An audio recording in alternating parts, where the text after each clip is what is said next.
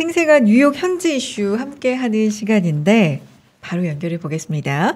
배수연 연합인포맥스 뉴욕 특파원 화상 연결돼 있습니다. 나와 계시죠? 안녕하세요. 안녕하세요.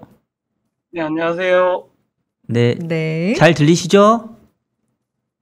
네, 잘 들립니다. 예. 오늘 또 유난히 특파원님을 제가 기다렸습니다. 그러게요. 오늘도 돌발 질문 좀 드려도 되죠?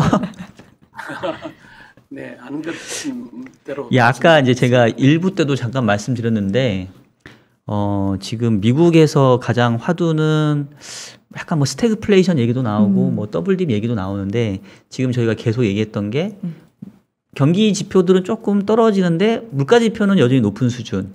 특히 어제 나온 그 8월 소비자 물가가 컨센서스는 하락하긴 했지만 수준 좀 높긴 했거든요. 네. 그 뉴욕 현지에서 어제 이 물가 지표에 대한 해석은 어느 쪽이 좀 많으세요? 떨어졌다예요? 아니면 여전히 높다? 어느 쪽입니까? 일단 지표부터 한번 다시 되짚어 보겠습니다. 네. 말씀하셨듯이 이제 예상보다는 소폭 둔화됐지만 여전히 5%대를 기록했고요. CPI가 전년 동기 대비로는 5.3% 올랐습니다. 이게 전월 기준으로는 0.3% 올랐고요. 이게 7월에는 5.4%가 올라서 2008년 8월 이후에 가장 높았던 수준을 기록했습니다. 그래서 월가는 이번 달에도 한 5.4% 기록할 것으로 봤는데 5.3% 올라서 예상치는 소폭 밑돌았습니다. 그리고 흔히 이제 저희들이 좀 더 주목해서 보는 이제 변동성이 큰 음식과 그리고 에너지를 제외한 이제 거는 CPI도 시장 예상치인 그 4.2%를 약간 밑돌았거든요. 4.0% 올라서.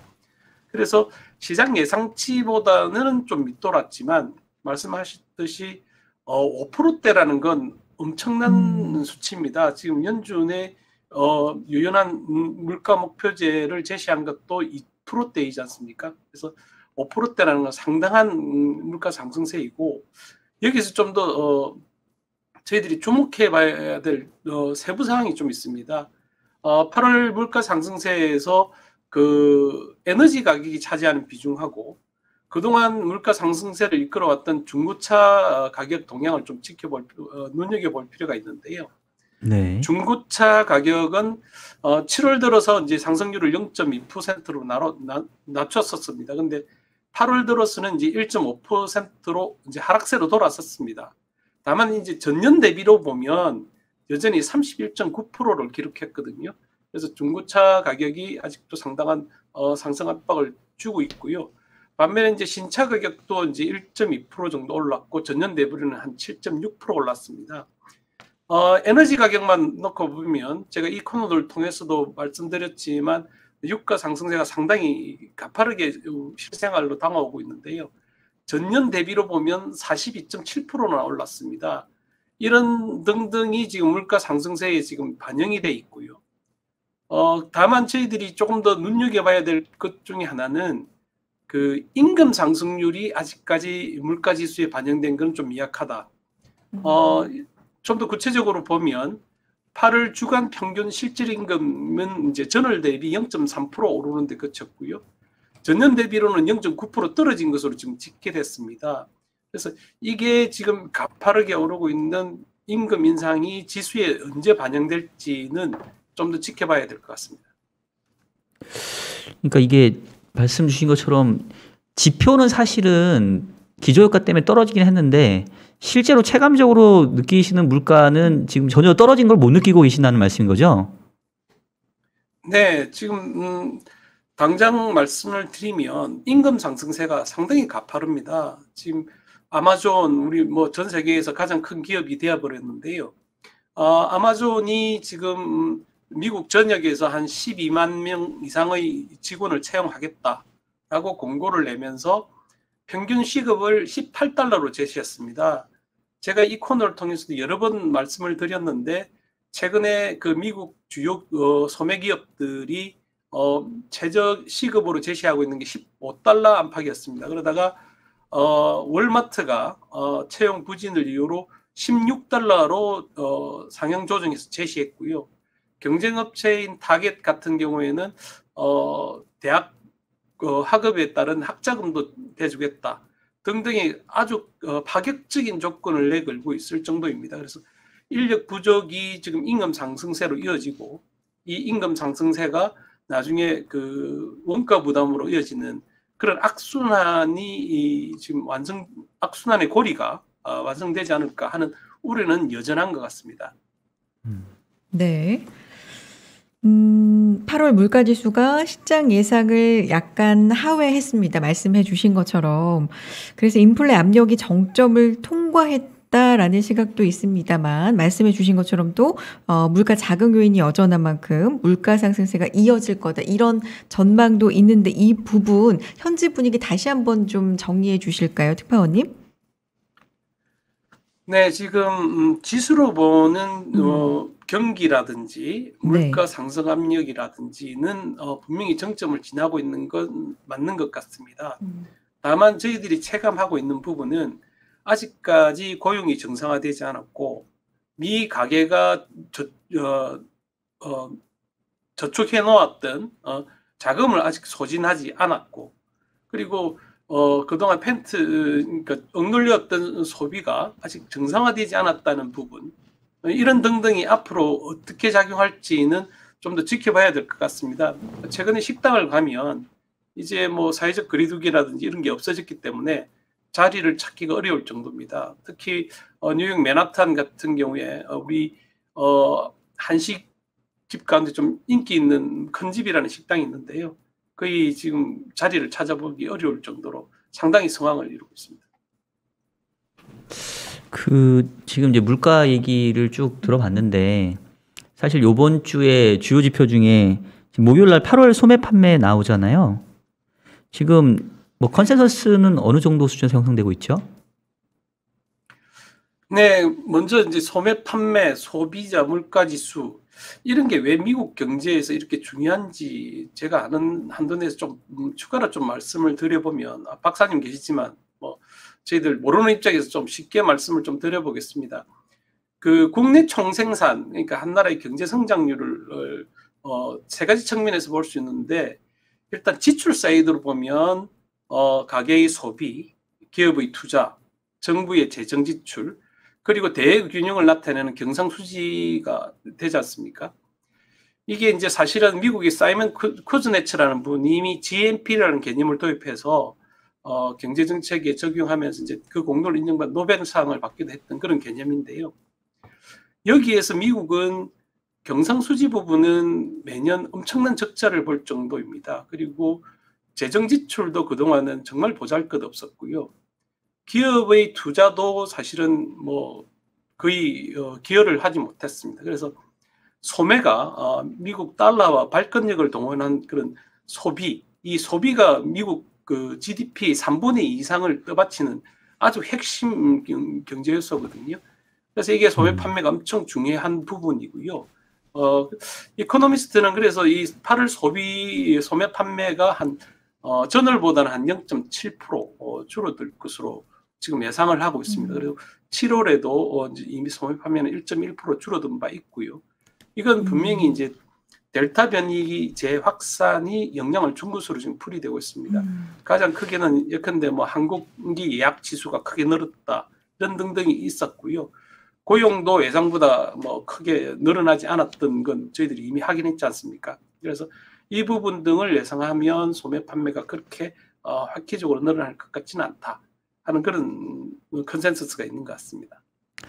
아까 2부 순서에서 이제 윤지호 센터장님하고도 이제 좀 비슷한 얘기를 했었는데 물가는 떨어지긴 하지만 생각보다는 그렇게 많이 안 떨어지고 있고 근데 서프라이즈 인덱스 같은 경우는 상당히 많이 좀 떨어졌고 지금 특파원님 말씀하신 것처럼 8월 소매 판매가 더 크게 늘어나기 좀 어려워 보인다 하셨는데 그러면 사실은 이게 이제 용어가 세긴 하지만 계속 이제 오늘 좀 제가 이 단어를 유독 많이 얘기하는 것 같은데 흔히 말하는 스태그플레이션에 대한 우려가 좀 생길 법하거든요.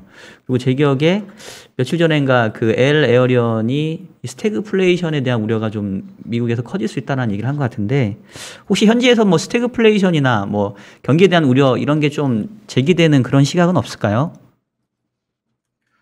네, 뭐 항상 그렇지 않습니까? 이제 가격이 모든 걸 반영을 하고 있다는 점에서 보면 스태그플레이션이나 더블딥 우려까지는 아니더라도 경기가 둔화할 수 있다는 우려는 일부 반영되고 있는 것 같습니다. 주가에도 상당 부분 반영을 하고 있는 것 같고요. 지금 같은 어떤 높은 밸류에이션을 정당화하기에는 현재의 경기는 좀 어려운 것 아니냐. 그리고 그동안 그 정시를 떠받쳤던 연준이 어차피 테이퍼링에 나선다는 건 기정사실화돼 있고 그동안 마구 퍼주기식 그 대규모 부양책은 이미 끝나가고 있어서 이제 조금 방어적으로 나서야 되는 것 아니냐 하는 그런 분위기는 역력하고요. 그리고 통상적으로 9월은 미국 증시에서 항상 가장 부진했던 달이었기 때문에 좀 조심하자는 분위기는 분명히 가격에 반영되는 것 같습니다. 그리고 아울러서 지금 10월 초까지는 부채 한도 협상이 마무리 지어져야 하는데 이게 지금 만만치 않은 것 같습니다. 그래서 이런 불확실성 등이 증시에는 항상 영향을 미치고 있는 것 같습니다. 네. 큰 이벤트가 최근에 이제 주목을 했던 큰 이벤트가 있었다면 잭슨 홀 미팅이 지나갔고, 네. 그렇죠? 고용 지표가 발표가 됐고, 뭐 쇼크 수준으로 나왔죠. 하나 남은 게 이제 9월 FOMC 회의가 열립니다. 연준이 어떤 태도를 보일까? 뭐 테이퍼링이나 이런 부분에 대해서는 또 어떤 얘기가 나올까 주목이 되는데 예상보다 매파적으로 나올 가능성은 얼마나 있을까요? 네, 앞서 말씀드린 것처럼 이에 대한 시장의 컨센서스는 결국은 가격이 반영이 되는데요. 미국채 가격은 전날 올랐습니다. 지금도 개장 전 제가 언뜻 봤을 때 미국채 수익률이 좀 내렸던 것으로 보이는데요. 미국채 수익률 하락은 결국 국채 가격 상승이지 않습니까? 그래서 채권 시장은 연준이 매파적으로 변할 가능성 그렇게 크게 보지 않는 것 같습니다. 미국채 10년물 수익률이 1.2%대로 다시 진입을 했거든요. 그렇지만 채권 시장 전문가들은 연준이 연내에 테이퍼링을 실시할 것이라는 데는 크게 변화가 없을 것 같다. 그렇게 풀이하고 있습니다. 다만 그동안 시장을 우려해왔던 그런 테이퍼 텐트럼은 확실하게 없는 것 같다. 그래서 시장의 두려움이 없어지고 테이퍼링은 연내에 실시하더라도 큰 충격이 없다는 컨센서스가 모아지면서 그에 대한 반응이 미국채 수익률 하락으로 이어지는 것 같습니다. 그 다음 주 아마 수요일이, 그러니까 우리나라 시간으로 목요일 날 아마 FOMC 결과가 나올 거라서 다음 주 수요일 날 한번 더 그 특파원님께 여쭤볼 기회가 있을 것 같긴 한데, 요번 9월 FOMC가 사실 중요한 게 항상 그 3, 6, 9, 12월 분기말 FOMC에서는 점도표가 발표가 되잖아요. 그리고 지난번 점도표를 보게 되면은 원래는 2023년까지 금리 인상이 없다고 했다가 한 50bp 정도 금리 인상을 전망하는 그 위원들이 늘어났잖아요. 그 중간 값으로. 이번에 혹시나 지금 FF 선물 시장을 보게 되면은 내년도 말까지 기준금리 인상 가능성이 좀 높아지던데, 혹시 2023년이 아니라 2022년에 금리 인상을 기대하는 위원들이 좀 높아질 가능성은 혹시 없을까요? 말씀하셨듯이 전날 그 시카고 상품거래소의 그 관련 FF 선물이 지금 상장돼 있지 않습니까? 네. 그래서 내년 9월 금리 인상 가능성을 25.9%로 반영을 했고요.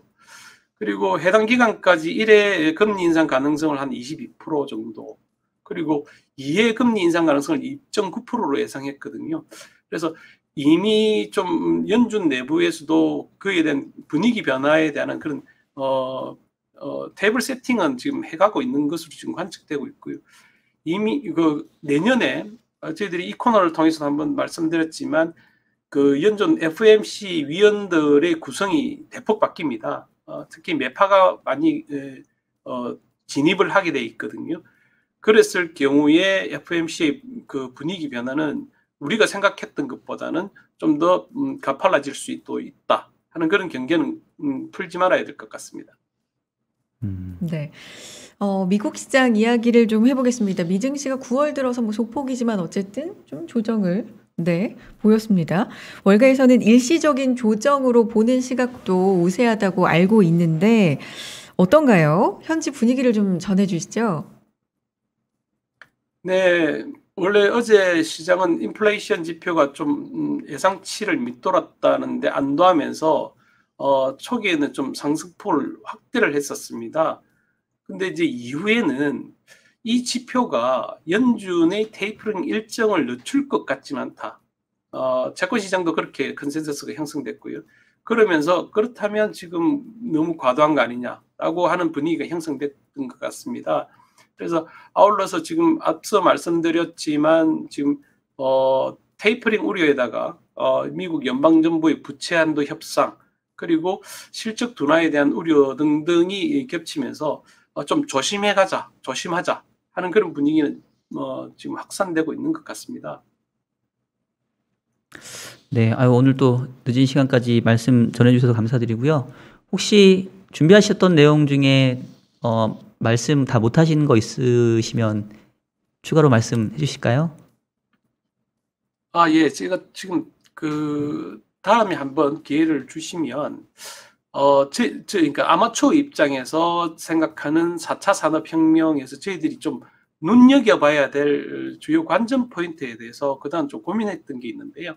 그 부분에 대해서 우리 시청자 여러분들하고 한번 같이 고민을 나눌 수 있는 기회를 가졌으면 합니다.